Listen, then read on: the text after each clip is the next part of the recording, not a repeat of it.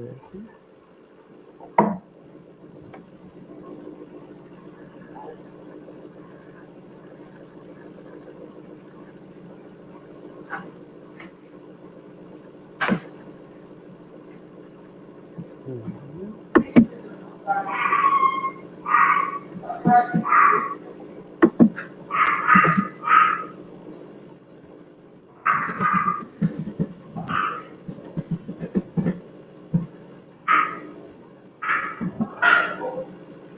Tá. Só fui avisar umas amigas agora já. Tá.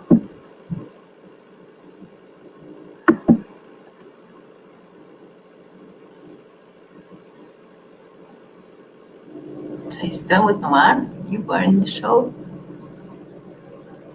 Opa. Já estamos.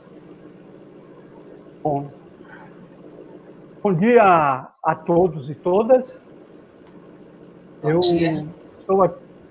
Estou aqui com eu sou João Caetano, eu sou editor da Lavra Editora, que eu estou tocando junto com o meu parceiro Antônio Biotto, né? E nós estamos iniciando uma sequência aqui de entrevistas com pessoas ligadas à arte, à literatura e à cultura. E nosso primeiro bate-papo hoje é com Marília Kubota. A Marília Kubota é poeta, é cronista, jornalista, e também ela participa do conselho editorial da Lavra, juntamente com outras duas pessoas muito reconhecidas aí no estudo da literatura brasileira, que são os professores Nelson Luiz Barbosa e Regina Dalcassag. Bom dia, Marília Kubota. Bom dia, João. Tudo bem? Tudo, e você? Como é que tá? Tá muito frio aí? Tá muito frio. Estamos congelando aqui no Paraná, em Curitiba, em Paranaguá, onde eu estou, na casa do meu pai. Estamos congelando. Filho do picolé. Aqui está também um pouco frio, mas não, creio que não tanto quanto aí como vocês. Ô Marília, mas para a gente começar a conversa, fala um pouco para a gente da sua vida, de sua trajetória, onde você nasceu e como é que você se tornou poeta e escritora. Conta um pouquinho da sua vida aí para a gente conhecer melhor. Tá bom, vou começar a contar sobre a minha vida. Eu nasci na cidade de Paranaguá, que é uma cidade que fica aqui no litoral paranaense. É a primeira cidade aqui do Paraná, né, é considerado o berço do estado do Paraná. Como me tornei poeta? Isso é um salto já, né? Como eu nasci, depois como me tornei poeta. Tá. Na verdade, eu comecei a escrever poemas com 15 anos. Então, eu era adolescente e escrevia. Descobri que podia escrever poemas. Eu já era uma grande leitora, assim, gostava bastante de ler. Desde que fui alfabetizada, a leitura sempre foi uma grande atração para mim. Sempre fui muito interessada em livros. Na minha casa não tinha livros, não tinha nem Bíblia, nem a doutrina de Buda, nem um livro. Então, eu achava muito interessante ler, né? Eu só lia na escola, em antologia. E também nos aniversários, né? Os meus colegas me davam livros. São livros para crianças, né? Mas eu não tinha livro para criança em casa. E daí eu lia e gostava bastante. Então, aí começou a minha vida de leitora e aí depois é que seguiu, né? Depois eu, na adolescência, descobri que podia também escrever poemas. Aí comecei a escrever. Isso você começou a escrever poemas com 15 anos, é isso? Daí escrevia, claro, não mostrava para ninguém, né? Escrevia lá no meu diário. Mas daí fui. Até que depois, com 14 anos, eu estava em Curitiba, fui estudar em Curitiba. Aí descobri um lugar que se chama Feira do Poeta.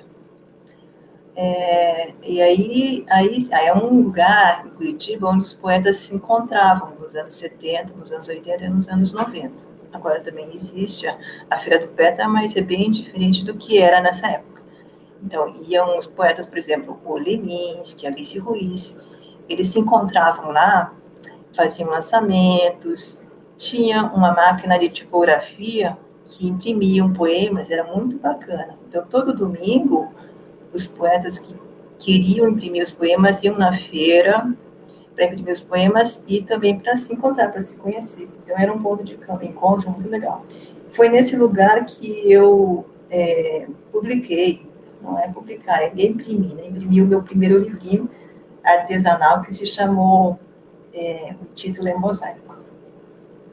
Aí eu não lembro, eu tinha uns 20 anos, e eram uns poemas bem experimentais, né? Não lembro que ano que foi.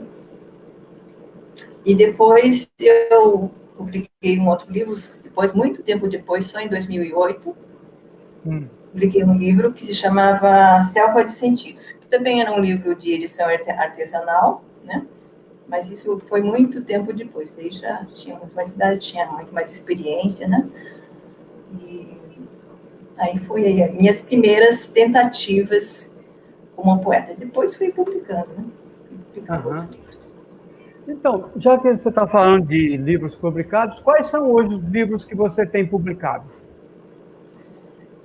Os livros que eu tenho publicado são 3. É o Micropólis, que é um livro que simulam haikais, livros de haikais. O Esperando as Bárbaras, que é um livro em que aí aparecem muitas vozes femininas, né? Estava descobrindo a literatura para mulheres, literatura de mulheres. E o Diário da Vertigem, que, como diz o título, é um diário, né? Um diário que apresenta, então, um pouco da minha perplexidade de viver nesse mundo cheio de complexidade, de labirintos urbanos, né? Que a gente se perde e se encontra. Então, esses são os 3, mas eu organizei 3 antologias também. A primeira se chama Retratos Japoneses, Literatura Mestiça, que é um livro de contos e crônicas de pessoas descendentes asiáticas, né? Descendentes japoneses. Era para ser, são 10 autores, né? Era para ser um livro aí que a gente ia lançar em 2008, que eram 100 anos de comemoração, mas depois não conseguimos e foi postergado, em 2010 foi lançado. Depois eu organizei também uma antologia chamada Blasfêmias, com a Rita Leguira Bittencourt, Blasfêmias, Mulheres e Palavras. Foi uma parceria com a professora de literatura Rita Leguira Bittencourt, do Rio Grande do Sul, Universidade Federal do Rio Grande do Sul, publicado pela editora Casa Verde, da Lai Chaves, que também é lá do Rio Grande do Sul. Então, aí não me lembro mais as autoras, acho que são mais de 40 autoras do Brasil todo. Aí eu comecei a conhecer muitas autoras, né? Isso foi em 2017. Ô, Marília, deixa eu só dar um registro aqui que estão mandando aqui um alô para a gente, o Escobar Franelas, a Vá Cartoneira, Selma Bento Baia, o Éder Lima e o nosso amigo Manogon, Manuel Gonçalves. O Escobar diz assim: bom dia, Marília. Quando criança, por volta dos 8, 10 até 12 anos, eu praticava uns versinhos, mas tinha vergonha de mostrar isso para as pessoas. Você, em algum momento, também se envergonhou em ser poeta? É a pergunta do Escobar Flanelas. Oi, Escobar. Que bom que você está por aí. Então, a gente tem vergonha mesmo, né? Porque, olha, quando eu era criança, também, já me diziam que eu era poeta, né? Então, era aquela coisa. Daí, na escola, mandavam escrever redação, sei lá, das minhas redações lá. Daí, tinha um professor que falava, isso aí é poeta. Daí, ficava com a maior vergonha. Ficava com a maior vergonha, sim. Mas, na verdade, esse reconhecimento da gente mesmo como poeta ou artista, escritor, é bem difícil, né? No país que a gente vive, a gente é orientado para ter uma formação convencional, né? Que não seja literatura, que não seja arte. Então, quando isso é considerado sempre um passatempo, né? Uma coisa que você vai fazer no fim de semana, quando você se aposentar. Quer dizer, não é considerado um ofício, alguma coisa que você pode se dedicar. Mas não, a arte também é um ofício, um trabalho como outro, né? Então, esse reconhecimento, principalmente como poeta, né? É bem difícil, né? Primeiro, eu acho que você mesmo tem que se reconhecer, perceber que é um trabalho, né, que você tem que fazer e tem que se dedicar. Então, também não é um trabalho amador, porque a palavra profissional não é muito legal, né? A palavra amador, na verdade, é mais bacana do que a palavra profissional. Mas você tem que se dedicar como qualquer outro trabalho, né? Publicar seus livros, divulgar, então... Está também com a gente mandando um alô para você, a Lígia Regina Lima e Celina Bezerra. Oi, Celina. Oi, Lígia. Que bom que vocês estão por aí. Bom, Marília, já que você falou de poemas, essas coisas todas, eu vou te pedir uma coisa.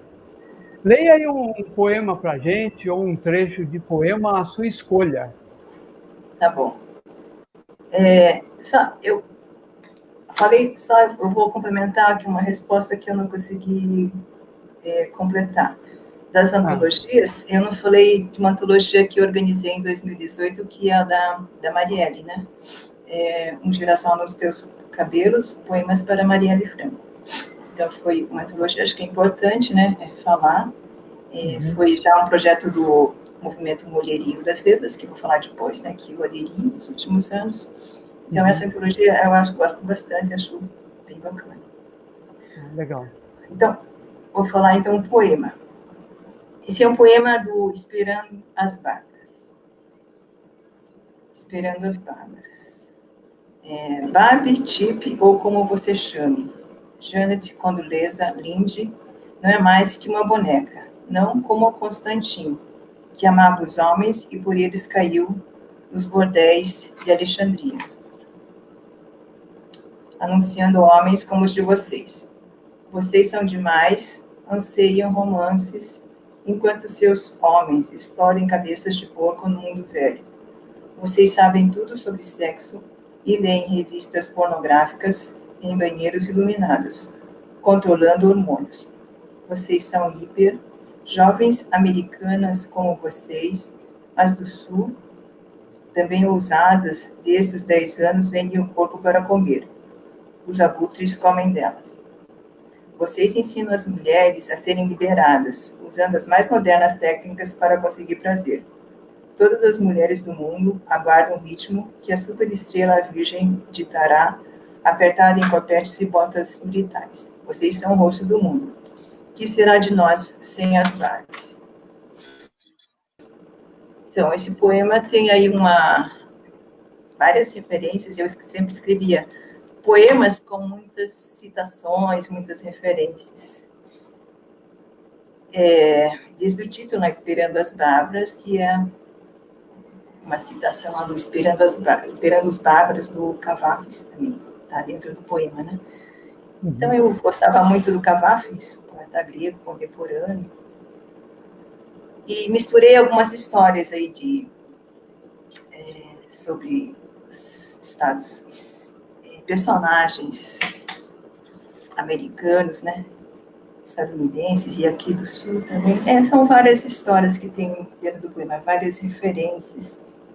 Mas foi na época do governo lá do Bush que eu escrevi. Então tem a citação da Condoleezza Rice, que era secretária de segurança do Bush.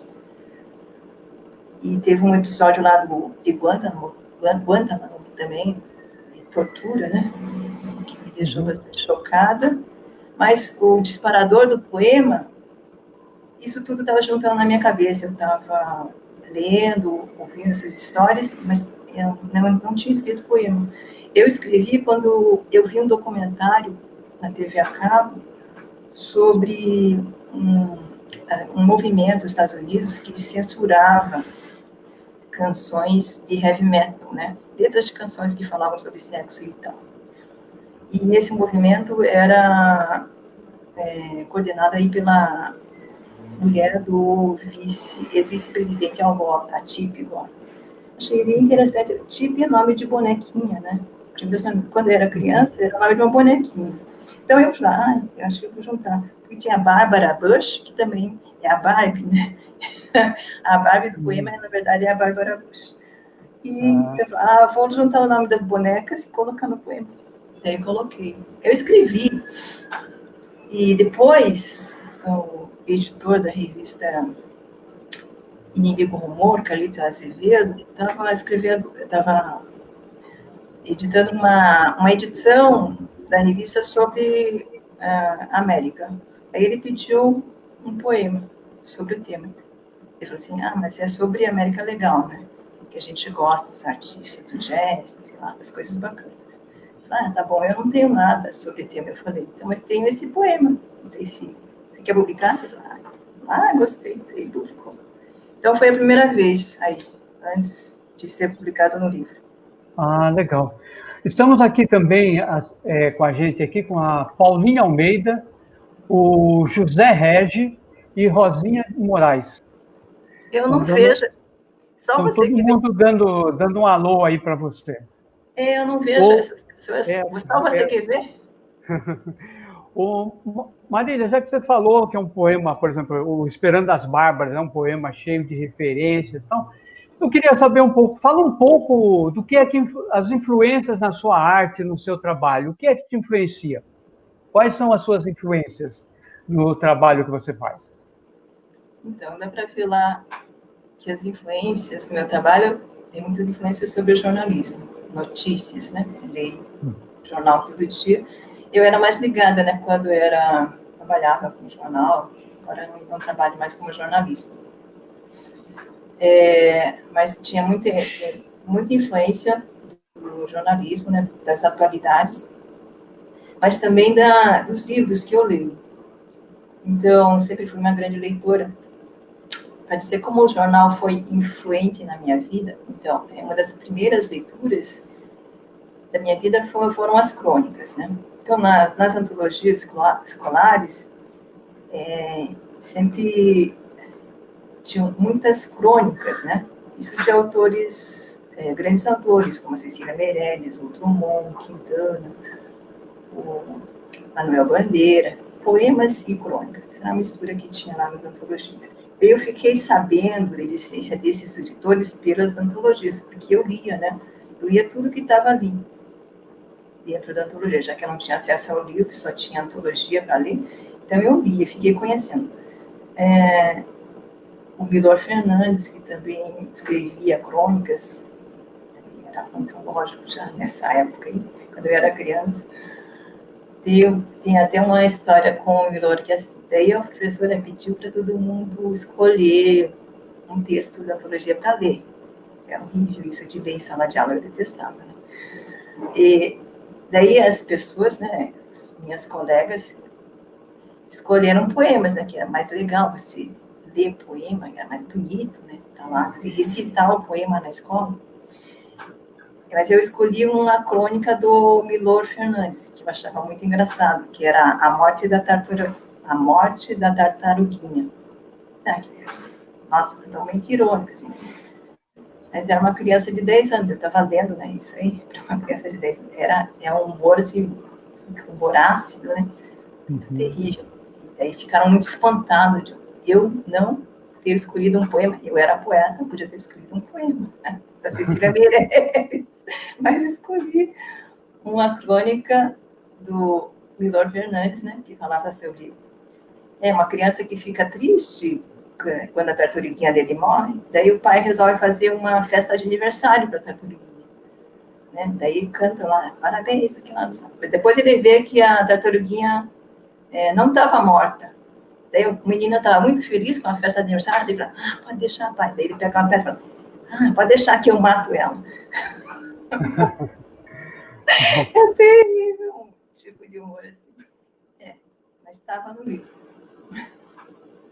Então, eu gostava sempre de crônicas. Então... Filha? Oi?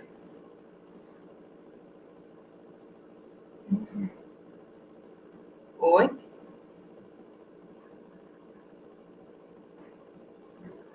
Nossa, acho que perdi.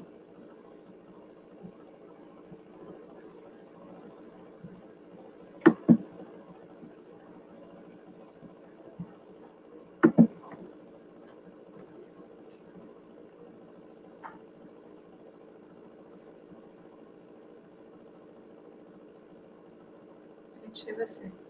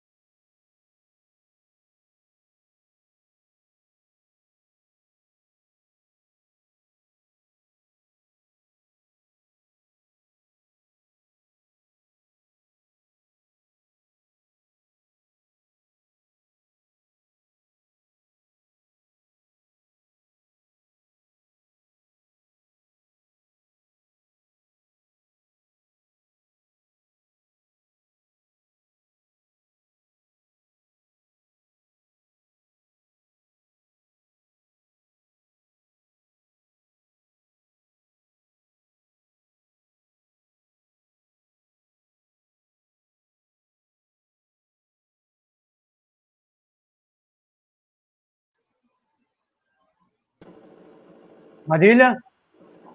Oi. Tá um perdido aqui. Marília? Oi, tô ouvindo. Tudo bem? Tudo bom?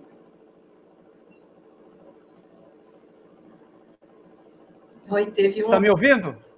Eu tô ouvindo você. Acho que teve um probleminha aqui acho que com a conexão. Ah, tá. É o seguinte, você estava falando um pouco lá das suas influências, né? Quando de repente a nossa conexão aqui caiu. Caiu. Pois é, não sei qual parte que caiu. Tá difícil aqui. Hã? Oi? Tá ouvindo? Oi, tá conseguindo ouvir? Eu tô conseguindo ouvir você. Oi? Tô. Tá, eu tô conseguindo ouvir. Tá. Então daí eu continuo, eu não sei que parte que Ok. continua. Ô Marília, oi? Nossa, não sei o que tá, que a minha conexão aqui não estou conseguindo.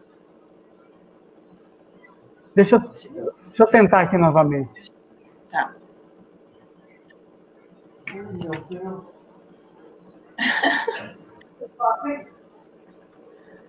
E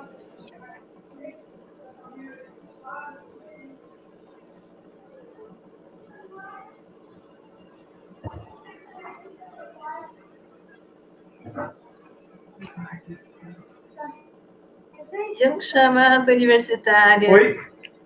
Universitários. Marília? Oi, oi. Oi, tá me ouvindo agora? Estou ouvindo. Então, você estava falando um pouco sobre as influências na sua arte, no seu trabalho, quando a gente caiu, né?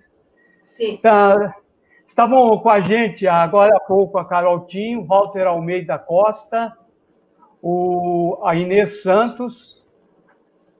E vamos lá continuar. Espero que agora sem interrupção.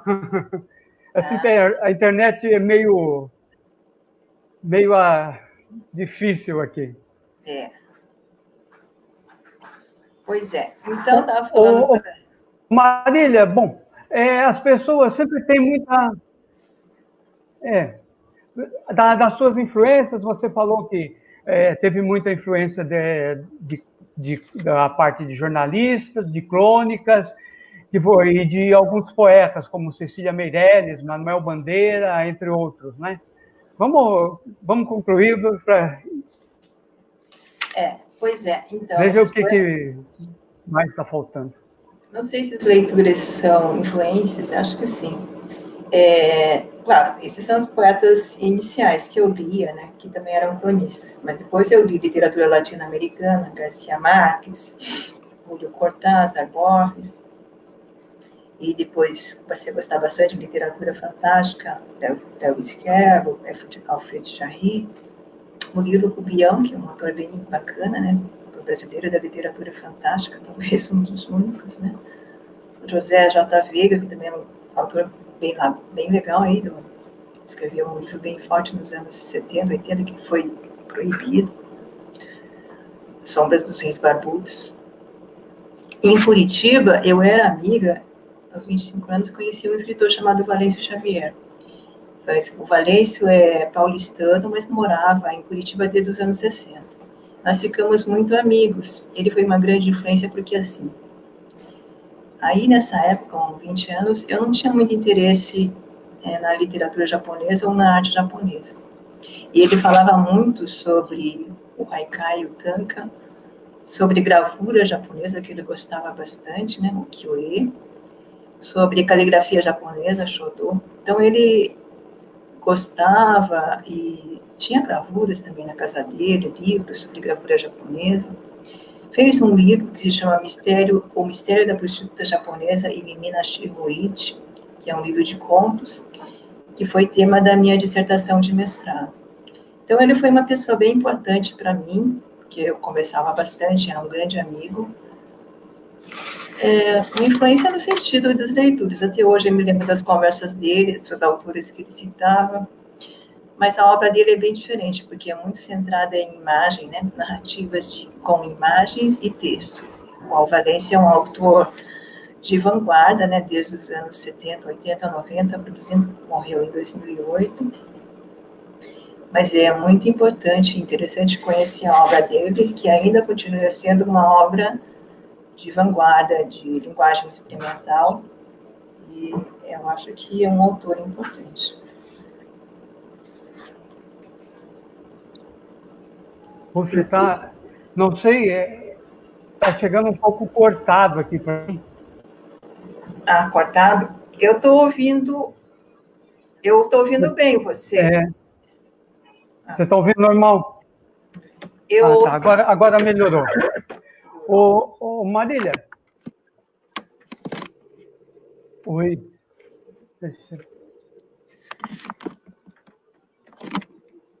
Alô? Oi? Eu estou ouvindo você.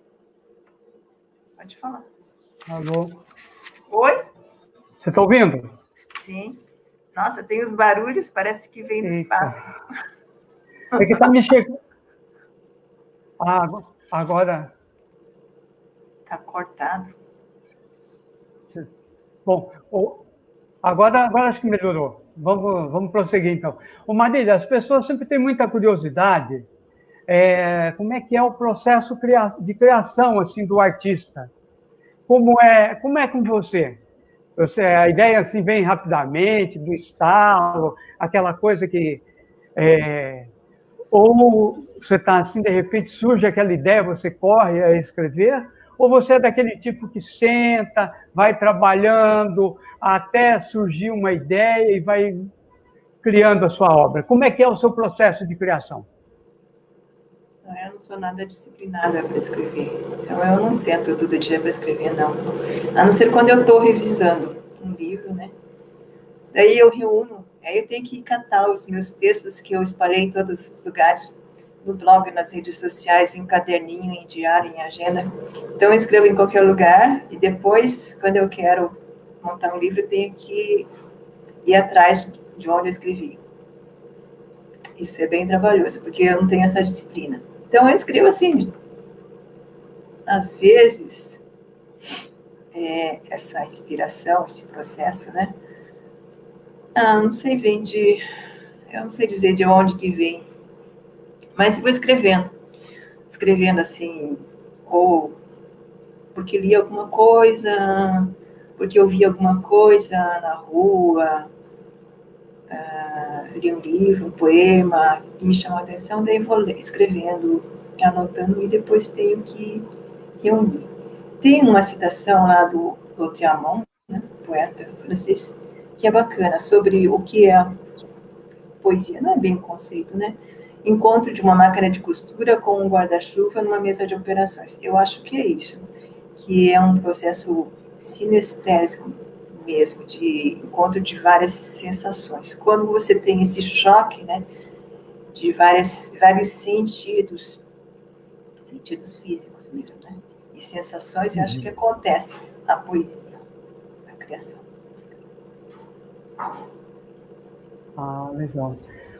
Bom, estão acompanhando a gente a Ana Carolina Souza, a Célia Maria Ferreira, o Éder Lima, o Escobar Flanelas, Lígia Regina, Rosinha, Walter de Almeida Costa, várias pessoas. Bom, Marília, o que é que faz a sua cabeça atualmente? O que é que você está lendo? Que trabalhos chamam sua atenção?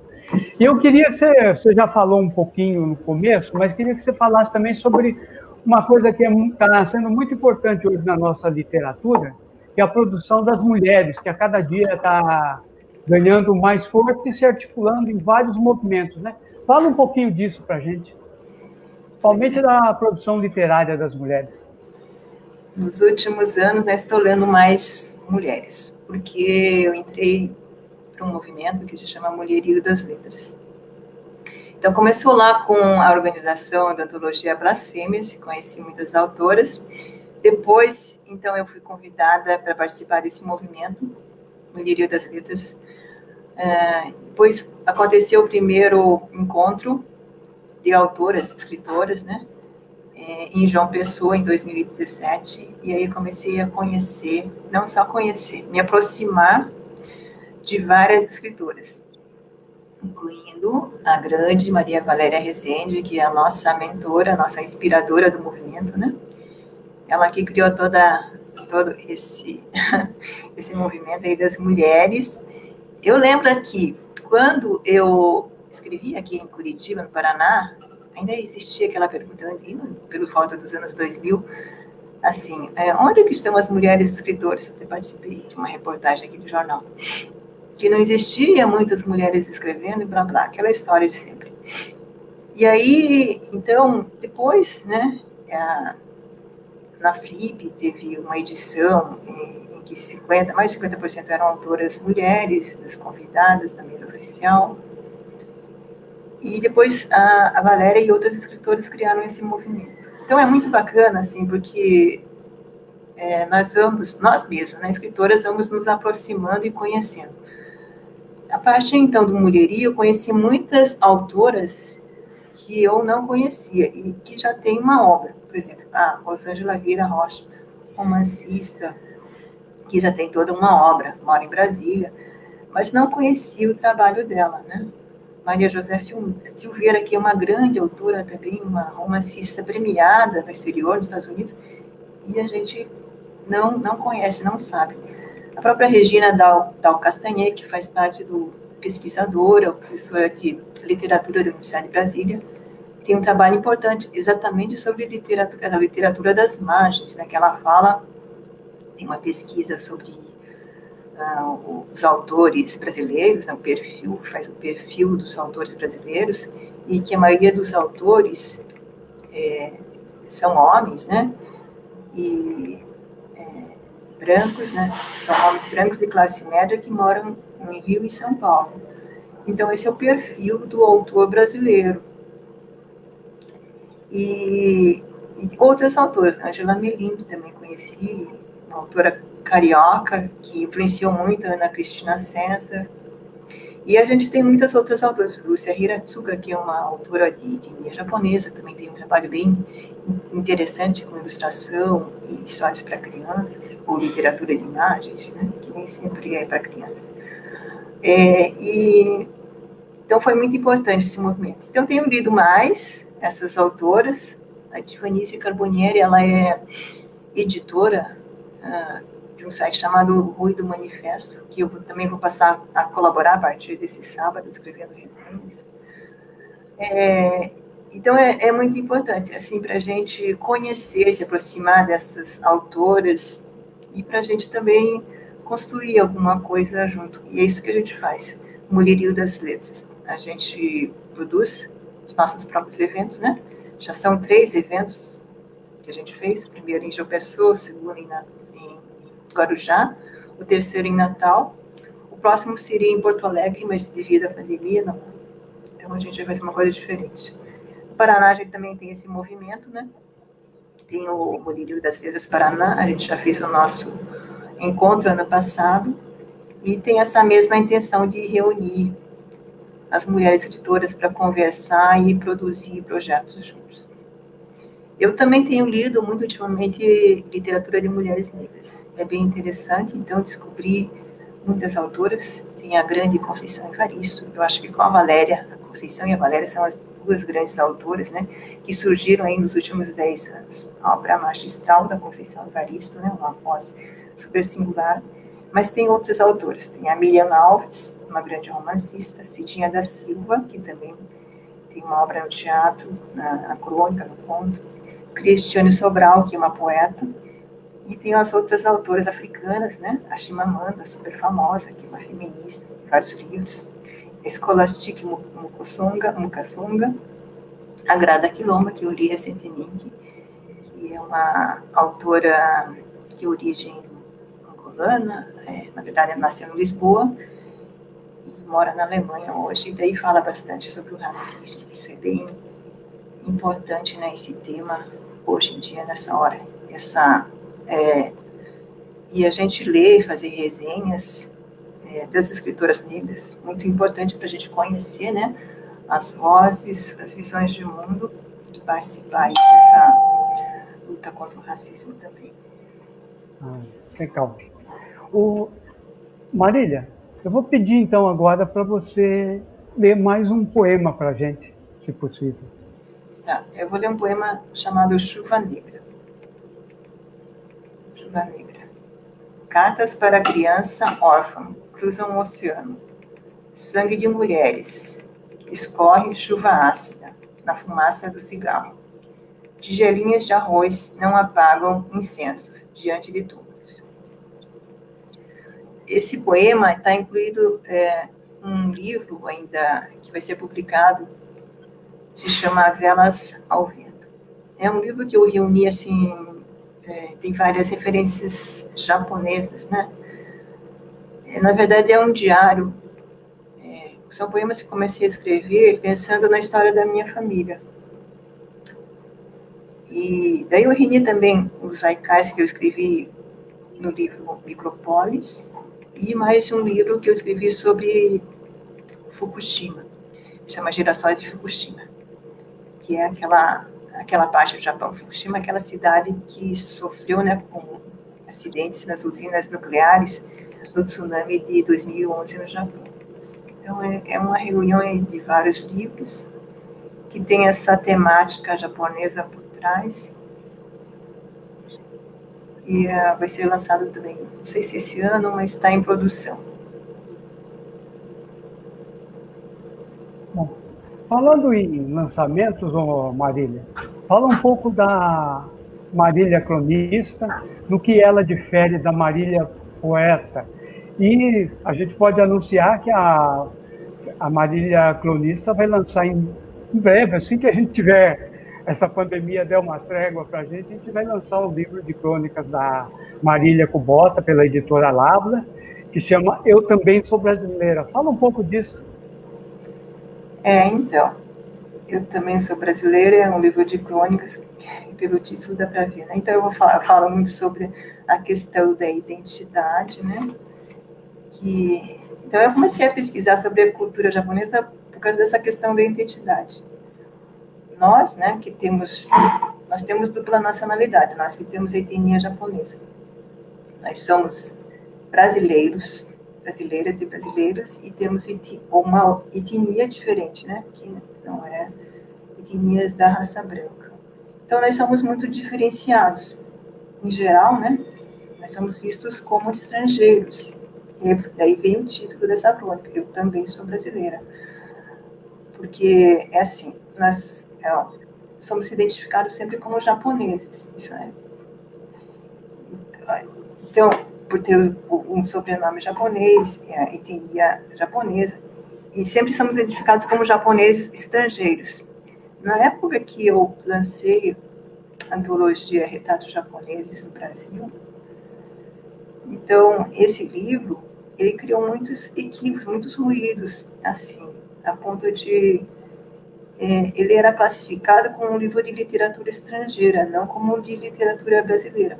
Embora esse livro só tenha autores brasileiros, de origem japonesa, mas todos eles eram brasileiros. Mas queriam colocar esse livro como literatura estrangeira. Então, nós sempre que temos etnia japonesa e asiática, no Brasil a gente se defronta com essa questão, né, de a gente não ser considerado brasileiro. Por isso eu resolvi escrever algumas crônicas, algum texto sobre essa questão aí, a questão da identidade, que é um tema que também tem me interessado nos últimos anos, né? Falar sobre a identidade, né? E os estereótipos que a gente que sempre se relacionam, né, com a nossa identidade. Então, se você não sou brasileira, né, não sou, eu sou japonesa, então eu sou uma geisha, então isso sempre tem essa relação. E no Brasil tem uma coisa mais pesada ainda, que essa coisa eu falo um pouco no livro, conto uma crônica também, né, do preconceito que os japoneses, os imigrantes japoneses e os filhos sofreram, né, no Brasil durante os primeiros 50 anos. Então, a história da imigração japonesa no Brasil não é tão tranquila, né, como a gente vê aí toda a comemoração do dia 18 de junho. Não é uma história tranquila, é uma história assim que tem alguns conflitos. Então, eu resolvi trazer isso também para o livro, contar esse lado, outro lado, né, o lado B da imigração japonesa no Brasil, que não é sempre aquela história que está na TV, que é da integração, da assimilação harmoniosa, né, da feijoada com sushi, não foi sempre isso. Então, teve muito preconceito no início, e só nos últimos anos, depois dos anos 60, quando o Japão se tornou uma nação rica, é que o preconceito começou a diminuir, né? Aí começou a mudar a partir dos anos 70. Uhum. E esse seu livro de crônicas, Marília, ele tem a apresentação de uma pessoa que você já se referiu agora, que é uma grande escritora. Eu queria que você falasse um pouco dessa apresentação aí, o que ela chamou a atenção sobre o seu trabalho. Sim, eu pedi para, então, a Maria Valéria Rezende escrever a apresentação do meu livro. Fiquei bastante contente, né, por ela aceitar, né, fazer a apresentação do meu livro. E no texto de apresentação, que apesar das diferenças, né, a gente acaba se encontrando, a gente acaba se identificando num ponto comum. Valéria é uma pessoa muito generosa, assim, ela não é, apesar, é uma escritora bastante assediada hoje em dia, né, que é famosa, então, recebeu o prêmio Jabuti, o prêmio São Paulo, mas é uma pessoa bastante acessível, então a gente pode conversar com ela, ela nunca faz pose, nunca, é uma pessoa muito simples. E na apresentação fiquei bastante contente, porque ela fala dessa identificação, apesar de a gente ser bastante diferente, né? Ela é uma pessoa expansiva, gosta de contar história, gosta de falar, gosta de conversar. Eu não, eu sou uma pessoa mais tímida. Então, apesar de a gente ter personalidades bem diferentes e termos vivido experiências bem diferentes, a Valéria andou pelo mundo como educadora, né?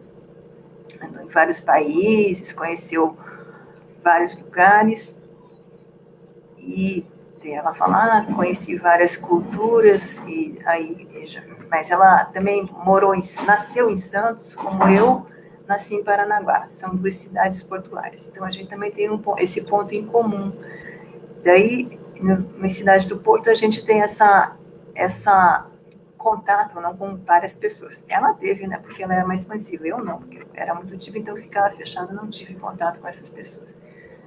Mas, no final, assim, pela literatura, pela arte, a gente acabou se encontrando. Isso eu acho que é bem bacana, como ela fala, daquele jeito dela bem coloquial, eu acho isso bacana. É a própria personalidade da Valéria. Fiquei bastante contente dela fazer a apresentação para mim. Legal. Ô, Marília, já que estamos falando desse livro de crônica, lê um trecho de uma crônica aí que está no livro. Tá bom. Eu vou ler, então, o Eu Também Sou Brasileira. Drummond tem um célebre poema em que diz: eu também já fui brasileiro, morando com vocês. O poema foi escrito nos anos 1930. Ainda vigorava o estereótipo do brasileiro como nativo carioca ou baiano, queimado de sol. Desde os fins do século XIX, o governo incentivava a imigração europeia com o propósito de branquear a raça. Além de índios, portugueses, espanhóis, negros e judeus que já integravam o caldeirão étnico, entraram no país imigrantes diferentes. A maioria italianos, mas também alemães, eslavos e asiáticos.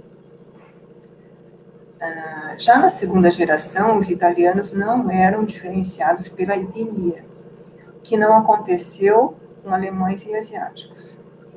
Depois de mais de 110 anos de imigração, filhos e netos japoneses ainda não são identificados como japoneses, ainda são identificados como japoneses ou estrangeiros. Tentam nos definir através de estereótipos. Somos quitandeiros ou pasteleiros. Tem aqui. Inteligentes. Não, deixa eu continuar. Inteligentes, bons em matemática, disciplinados, obedientes, falamos a língua japonesa. Os homens são guerreiros, samurais e praticam artes marciais. E as mulheres, geishas, artistas que entretêm homens, um estereótipo que ressalta a agressividade masculina, de um lado, e do outro a submissão e a hipersexualização feminina. Então, esse é o início, aí, os 3 primeiros parágrafos dessa crônica, e por aí vai. Tem que publicar agora.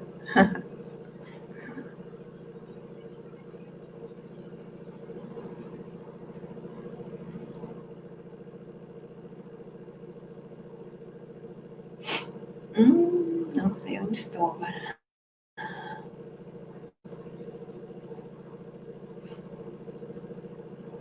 Agora perdi contato de mim. Opa. Marília, para a gente... Alô? Oi? Estou ouvindo você. Não... Opa. É que está meio ruim aqui o meu retorno. Agora, para a gente ir encerrando, em tempos, eu queria a última pergunta para você, é que nesses tempos tão complicados como esse que nós estamos vivendo, o que a arte pode fazer? Qual é o sentido dela nesses dias de hoje, nesse mundo que se aproxima e flerta tão perigosamente com o fascismo? O que a arte pode fazer? A arte pode fazer muita coisa, né? Eu acho que a arte é a ferramenta mais importante que a gente tem para lutar contra as injustiças sociais. Eu sempre falo que, na verdade, em vez de você ficar discutindo nas ruas, é importante os movimentos sair para a rua, né? Discutindo os movimentos sociais, mas a arte tem um papel central que é de inspirar, né? Inspirar as pessoas. É só a gente lembrar, né, do Chico Buarque, do Caetano Veloso, o papel que eles desempenharam, né, na ditadura militar. Eles eram os artistas, né, que foram presídio, mas inspiraram, ajudaram a derrubar aí a ditadura. Então, a arte é muito importante, mas, ao mesmo tempo, eu acho que a arte é assim, ela não tem sentido, é uma coisa que, assim, ela vai criar o sentido, né? Cria o sentido do mundo, é por isso que a gente escreve, pinta, cria, canta e tal, para criar o sentido no mundo que não tem sentido, a gente é que cria o sentido. Que legal. Marília, eu agradeço a você e vou lembrando que em breve nós vamos ter o lançamento aí do livro da Marília, de crônicas, Eu Também Sou Brasileira. Em nome da Lavra, eu agradeço e queria que você fizesse as suas considerações finais aí para a gente poder encerrar. Ah, tá. Então, muito obrigada, João, por esse bate-papo, essa conversa. E não doeu muito, viu? Ai, ai. Pois é, gostei bastante. Então, obrigada. Então, espero mesmo que a gente possa lançar em breve o nosso livro e conversar mais sobre ele, né? Divulgar. Eu acho bem importante falar sobre a questão da identidade e o que o livro traz. Legal. Eu quero agradecer, então, por você ter conversado assim com a gente. Acho que foi uma conversa super boa. Eu estou meio aqui tenso que nem sempre eu estava conseguindo ouvir toda a sua resposta, porque de vez em quando eu estava... Mas pelo menos as respostas aqui do pessoal, eu estou sabendo que a transmissão pelo menos chegou bem. E falando assim que a Lavra, nós surgimos em outubro de 2019, né? Já lançamos 3 autores, o Ivan Neles com poemas Horizonte Vertical, o Paulo Gonçalves Ferreira também com poemas O Absurdo e Notas do Silêncio do Lucas Barbosa. E temos como próximo lançamento Eu Também Sou Brasileira, da Marília Kubota, e mais algumas outras obras que estão aí, que em breve, assim que a pandemia der uma trégua, nós estaremos colocando elas na rua para chegar até as pessoas. Obrigado, Marília, e obrigado a todos que acompanharam aqui. Um abraço. Até logo. Obrigada. Obrigada a todos também. Que pena que não posso ouvir o nome deles.